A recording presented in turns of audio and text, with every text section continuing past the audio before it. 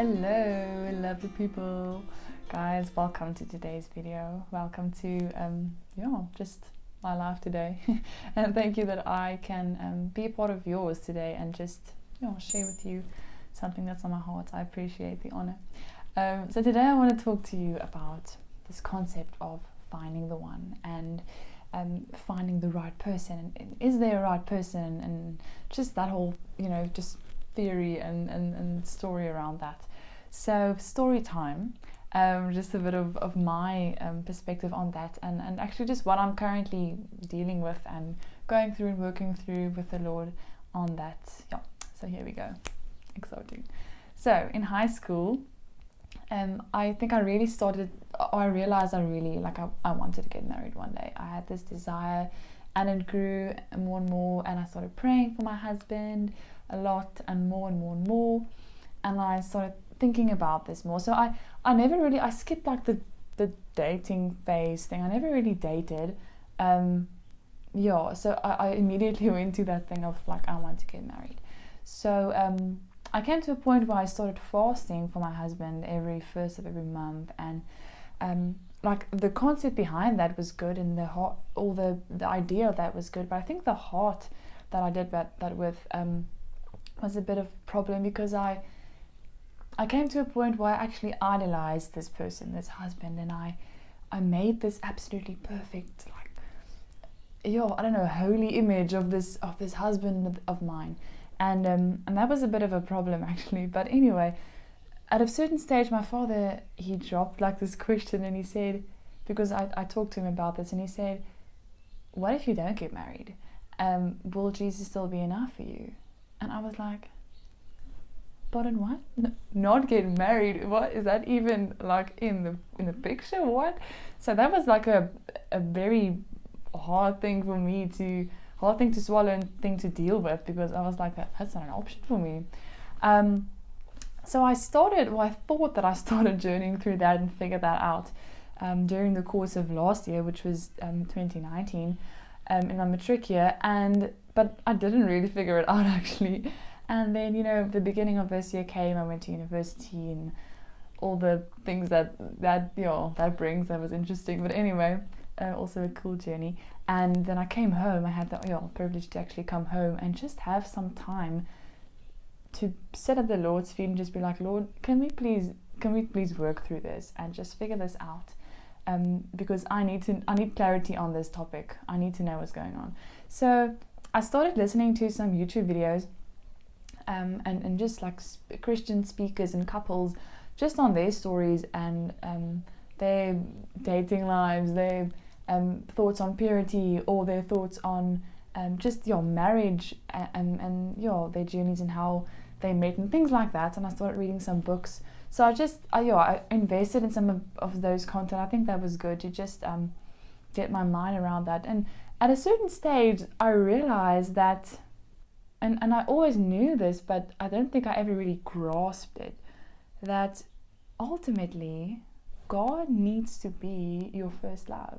God needs to be the keeper of your heart, the lover of your soul, your source of joy, of happiness, of peace, of love, and He has to be the one who completes you and who fulfills you. Guys, this is so important to note.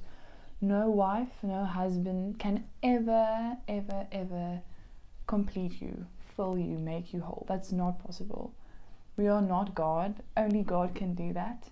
And I knew that, but I don't think I grasped that. So I came to a point where I had to figure that out. And to make God my ultimate, my Father and my King and my ultimate lover. So I came across this passage in Matthew 13, where God speaks about the kingdom of heaven. This is Matthew 13 verse 44 to 46. Then He says in verse 44, the kingdom of heaven is like treasure hidden in a field. When a man found it, he hid it again, and then in his joy went and sold all he had and bought that field. And then in 45 to 46, again, the kingdom of heaven is like a merchant looking for fine pearls. When he found one of great value, he went away and sold everything he had and bought it. And I really, like, the Lord convicted me on that, and he was like, Grete, you need to surrender your fake pearls. You need to surrender the substitutes, the second bests, all the spare options type of thing, and you need to pursue the real thing. You need to pursue me. And that was quite, I think, an important thing for me to realize, that I need to pursue the pearl of great price. I need to pursue the ultimate, the ultimate pearl, the ultimate treasure. So that was quite an important thing for me to realize. So after I realized that, and I made peace with that, and actually just figured out that, ultimately God has to be number one, and he's the only one who can fully fulfill you and give you, or fill that void and that space in your heart,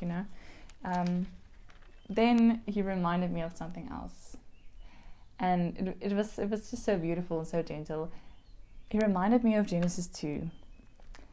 And in Genesis 2, he says, this is now the creation story after he created Adam.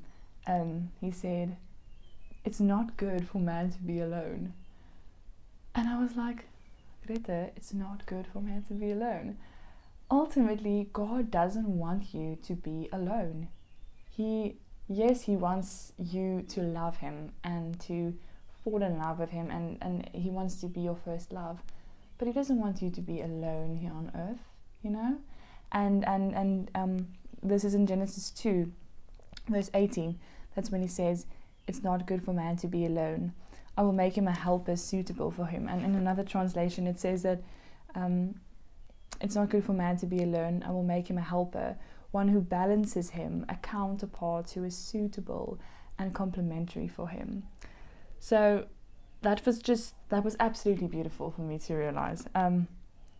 And also to realize that, why would I have this desire? Why would I have this desire to get married, this desire to be a mother, really, if that was not the Lord's will, and if that was not, if he didn't want that for me. So that's also something that, you can keep in mind.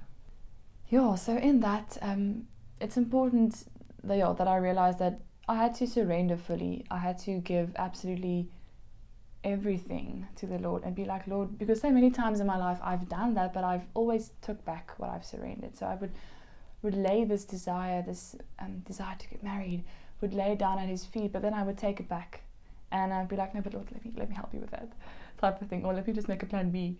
And that's not what he wants. He wants you to say, Lord, here it is. I give it to you and I trust you with it. And the beauty of that is that you never have to settle. Guys, the Lord wants the best for you. He knows your heart. He knows what your desires are. And he has so much better for you in store than you could ever come up with or imagine or dream of. Ultimately, he knows your heart and he knows what you need. And that's actually important. Know what you need versus what you want. He knows what's best for you. So just on that again is also this thing about it's against the world's ways, and it's difficult because it's against what we see on TV, on social media, in movies and series. It's not like the world to choose this path, and that's why it's so difficult. But guys, it's so worth it, and it's so beautiful, because it's from him. So you're not alone in this, and I want to encourage you to wait in his presence and to sit at his feet, and just really feel protected in his presence, and wait there and be patient. That's also something that the Lord has reminded me of a lot is 1 Corinthians 13. Obviously that the love chapter, but verse 4 specifically, which says love is patient. And usually we think, we associate it and we think, okay, not angry, patient, but I really experience that as love is patient, love will wait. So I really want to encourage you, be patient, wait. because the Lord has something so beautiful and so precious in store for each and every one of us. Oh. Okay, cool guys, that was today's video. It was so lovely to speak to you again today, and just to chat with you and encourage you and just share a bit of what's going on in my head now, in my life now, what I'm journeying through with you. Remember that you are loved, beloved, so loved by the God of the universe, the one who created you and who knows you through and through, the keeper of your heart. And I want you also just to remember, all in good time. All in good time. Just be patient. Wait in His presence. Cool guys, so that was today's video. If you liked it, give it a thumbs up and leave me a comment down below if there's anything you could relate with or any content you want to see in future videos, or just anything that's really on your mind. Be sure to subscribe if you haven't yet. That was waiting for the one, finding the one, what is the one, all that. And I'm Grete. Bye guys.